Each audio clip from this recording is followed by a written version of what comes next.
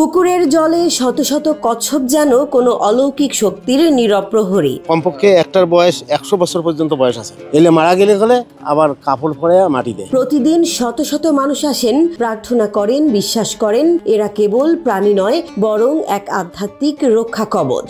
এগুলো আসলে কচ্ছপ নয়, এগুলো এখানে বাইজিদ আলাইহিস সালাম আসছিল, আরো তার সাথে সঙ্গী সাথী আসছিল।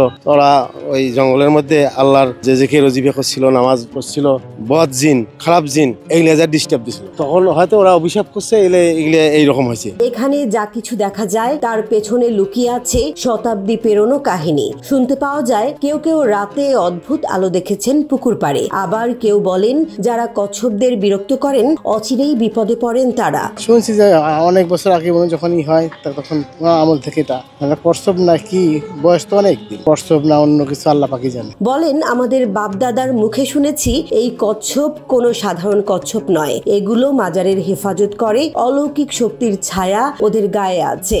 হযরত সুলতান বাইজিদ রহমাতুল্লাহ আলাইহির এখানে কিছু নিদর্শন আছে পুকুরে। এনাদেরকে অনেকে কাসিম বলে, কিন্তু কাসিম না, এনাদের নাম হলো সাজারিয়ার মাজারি। এখানে আমাদের এই জাতগুলি প্রায় 700 পিসের মতন এখানে এই মাজার শরীফের পুকুরে আছে।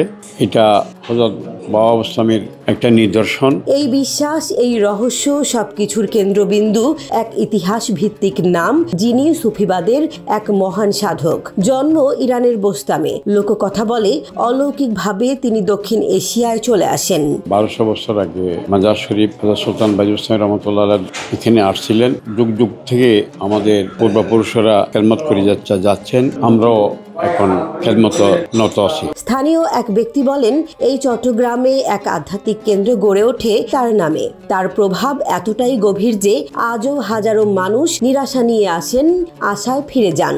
এখানে অনেকের মনের বাসনা পূরণ হয়েছে। এটি চট্টগ্রামের বিখ্যাত বায়েজিদ বোস্তামির মাজার, যেখানে ইতিহাস, আধ্যাত্মিকতা আর লোকবিশ্বাস মিলেই গড়ে তুলেছে এক রহস্যময় আবহ।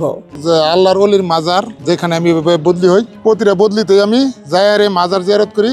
আমি আমার কর্মস্থলের উদ্দেশ্যে যাই যে আমার চাকরি জীবন আমার খুব ভালো লাগতেছে এবং চাকরি করে আমার জীবনে কোনো আপদ বিপদ নাই। শত বছর পেরিয়ে গেলেও এখানকার পুকুর আর কচ্ছপরা আজও কথা বলে বিশ্বাসের ভাষায়। এ যেন সময়ের ছুঁয়ে থাকা এক অলিখিত উপাখ্যান, যার নাম চট্টগ্রামের মানুষ বলেন মমত্ব নিয়ে, শ্রদ্ধায় বায়েজিদ বোস্তামির মাজার।